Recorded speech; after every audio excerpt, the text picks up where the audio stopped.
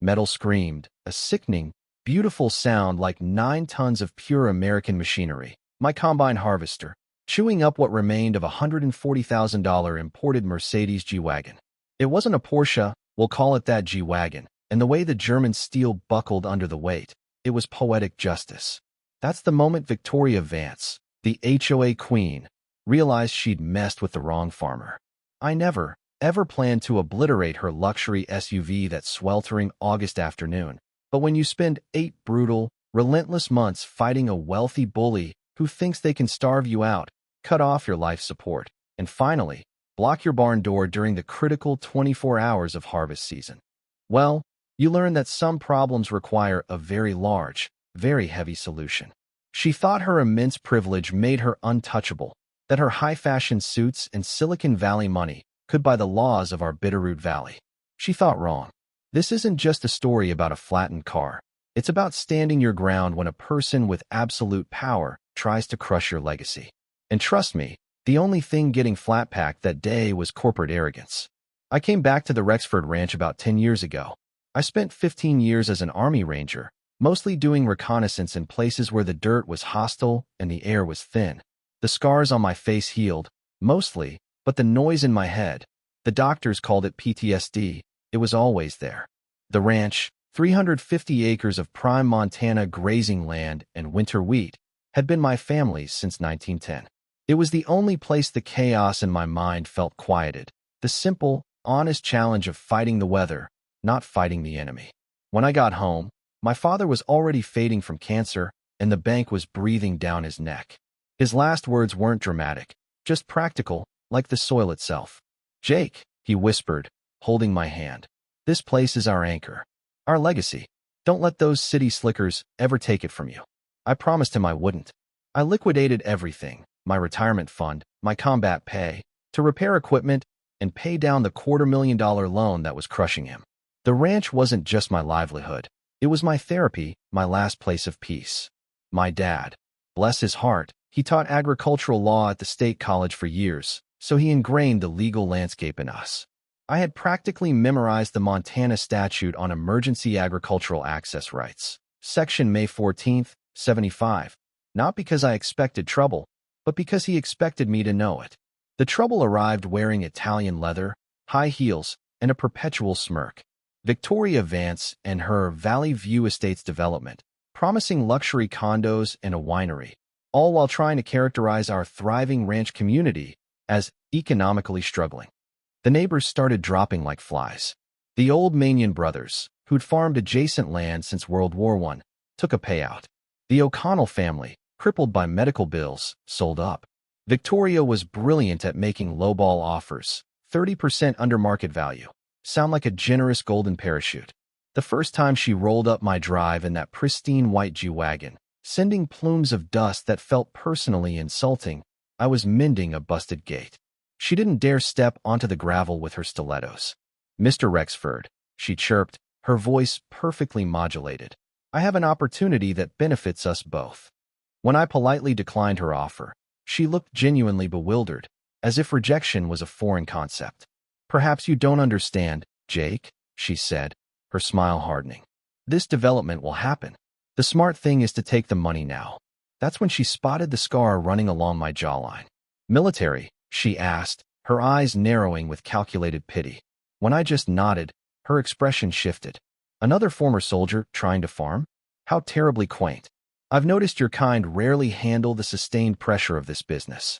Too many complications." She tapped her temple meaningfully. "I suspect you'll be calling me about my offer before the next snow falls." I felt the familiar tension rise, a knot of anger I learned years ago how to suppress. I clenched my hand on the metal gate, forcing the mantra, breathe, think, control the objective. When I finally spoke, my voice was low, flat, and colder than a Montana winter. "This ground is family, Miss Vance. If you want it, you'll have to dig through my bones first." She handed me her card, her corporate mask slipping back on, climbed into her SUV, and left me with a parting shot that echoed down the valley. "You'll learn, Jake. No one refuses Victoria Vance without consequences." The consequences arrived 2 days later. First, the illegal surveying stakes, driven 10 feet onto my property line. I installed military-grade surveillance cameras.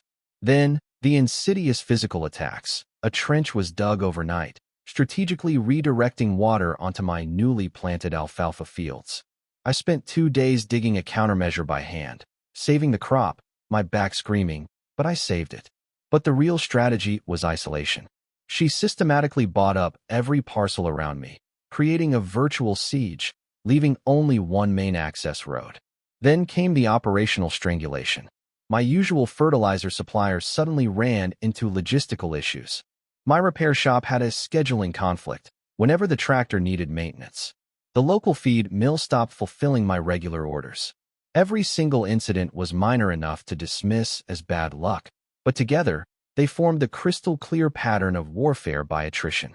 I had to drive 80 miles to the next county just to buy diesel fuel. Survival, I learned in the military, isn't about having ideal conditions. It's about adapting to resource constraint. I was ready to fight. Sheriff Bill Pops Thompson, a good old boy, was useless. "Jake, I know she's a snake, son," he said, rubbing his chin. "But all her permits for that drainage work are pristine. My hands are tied by the bureaucracy."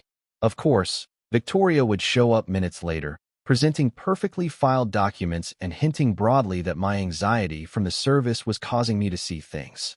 The psychological warfare escalated. My mailbox was demolished. I received anonymous calls about non-existent chemical smells. Then came the vandalism. I found the ranch sign, hand-carved by my grandfather, spray-painted with the word "dangerous" in bright red. The breaking point was the trees. The giant ponderosa pines lining my north boundary, planted over a century ago, were being felled. The foreman claimed they were diseased.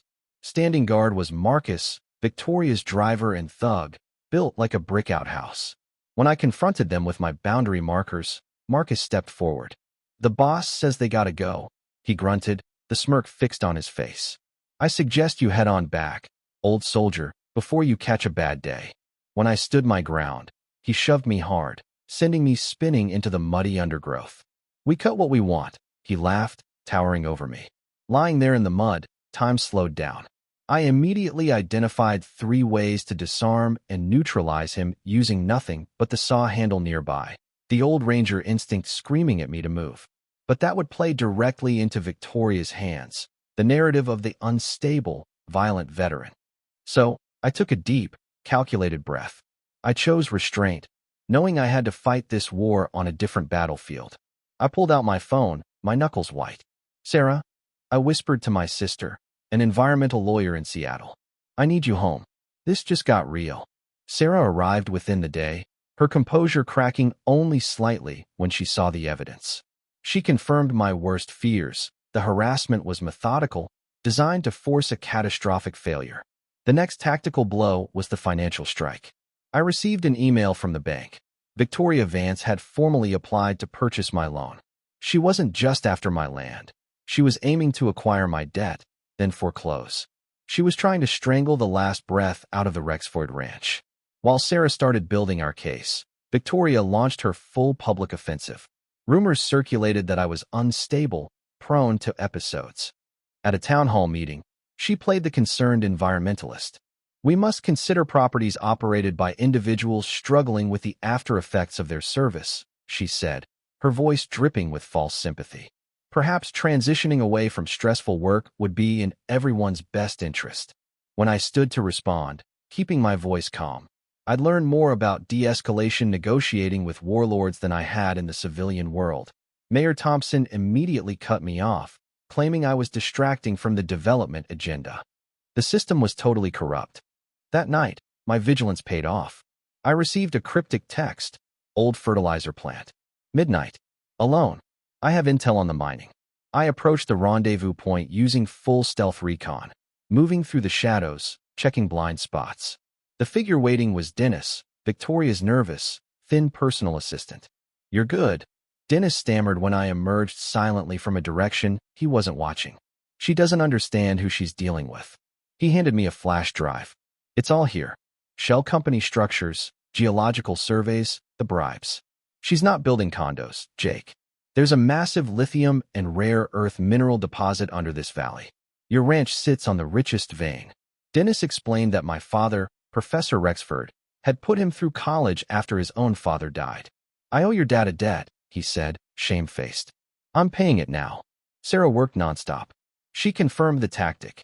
Use luxury development as a cover, depress land values. Then flip the parcels to mining conglomerates for exponential profit. We tracked down Ben O'Connell, the old man who sold his land early. Ben gave us his father's original county surveyor maps from 1920. The original creek boundary marker put a solid 40 feet of what Victoria now claimed back onto my land. Armed with Dennis's files and Ben's maps, we met with Caleb Cross, a local reporter and a former Marine. Caleb agreed to investigate the financial ties between Victoria, Mayor Thompson, and the county commissioners. Under cover of darkness, we snuck onto the perimeter. We photographed specialized core sampling equipment, not tools for building condos. The evidence was irrefutable. But then, the lights hit us. Intruder at the south fence. Run. Go.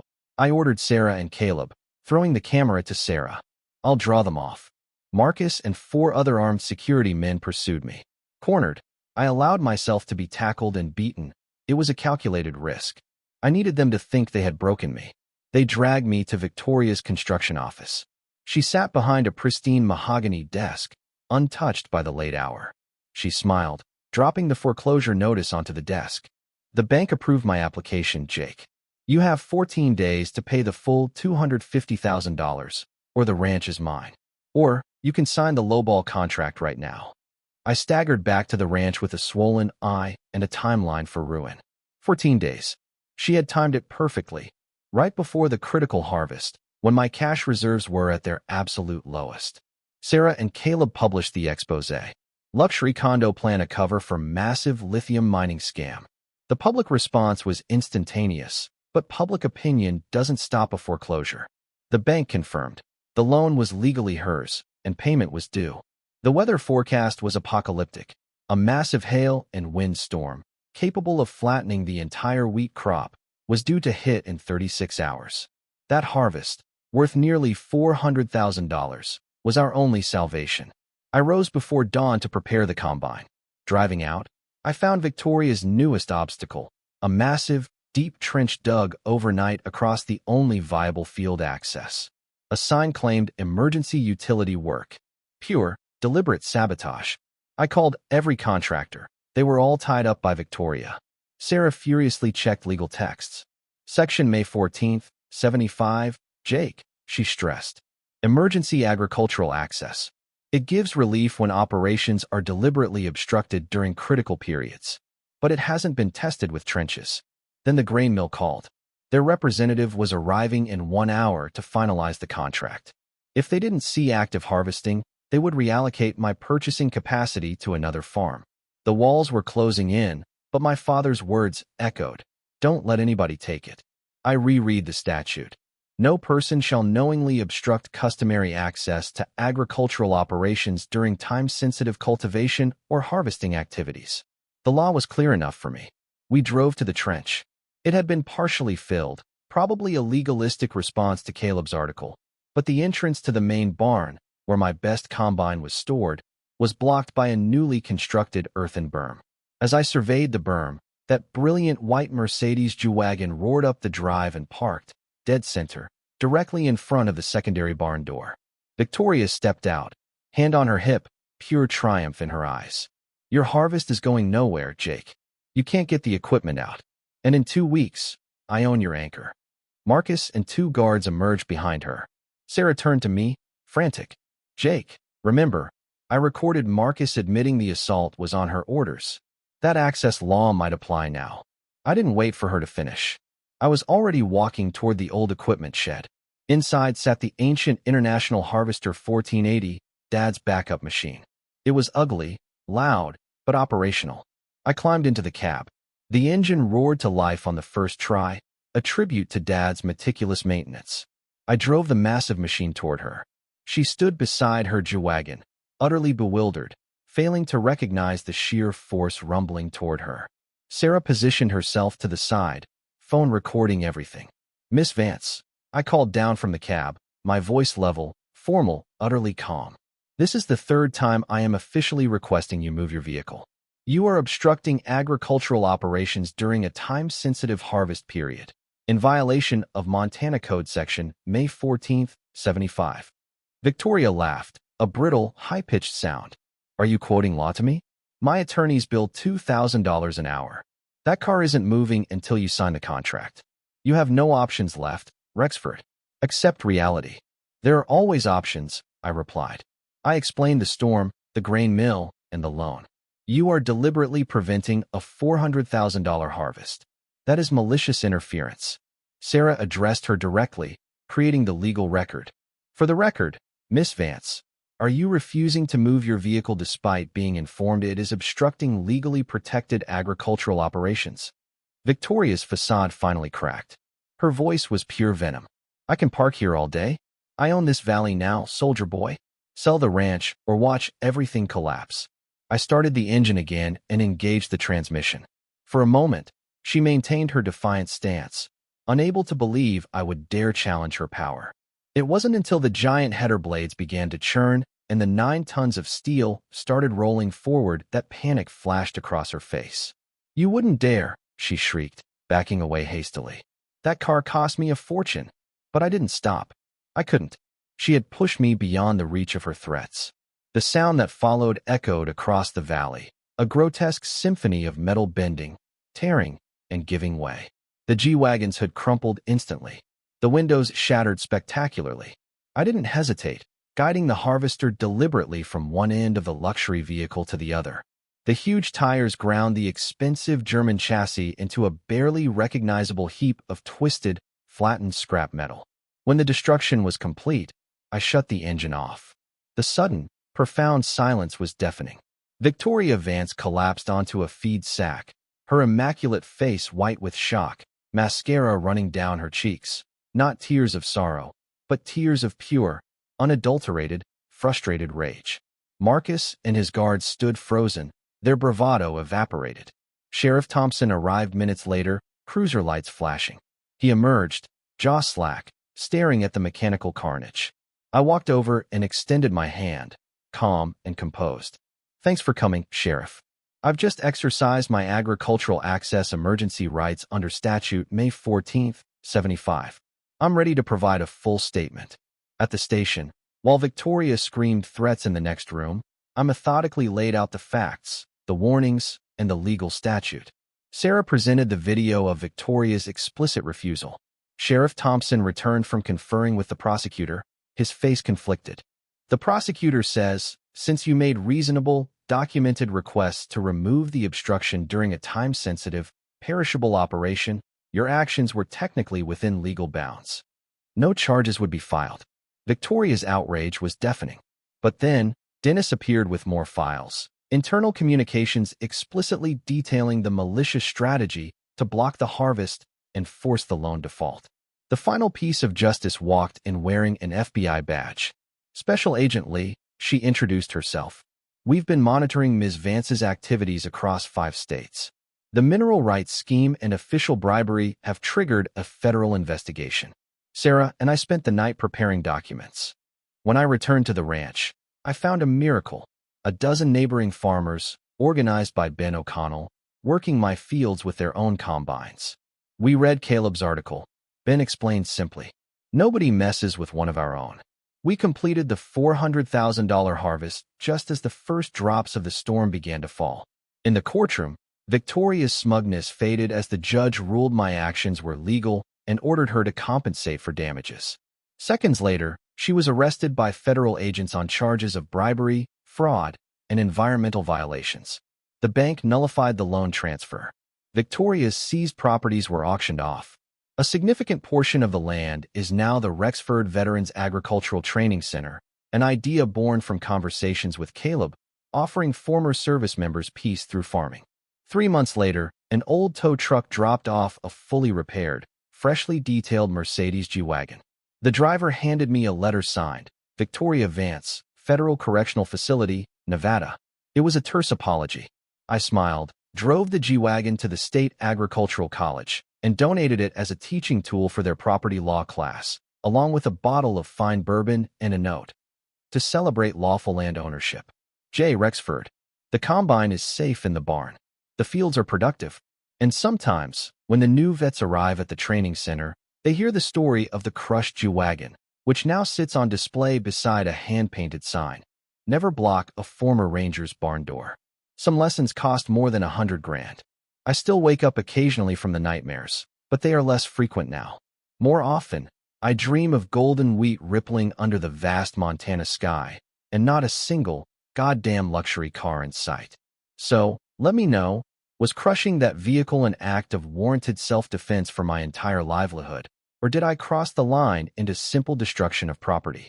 Where do you draw the line between fighting for your rights and committing a crime? Drop your thoughts in the comments below, hit that like button, and share your own stories of fighting back against the corporate bullies.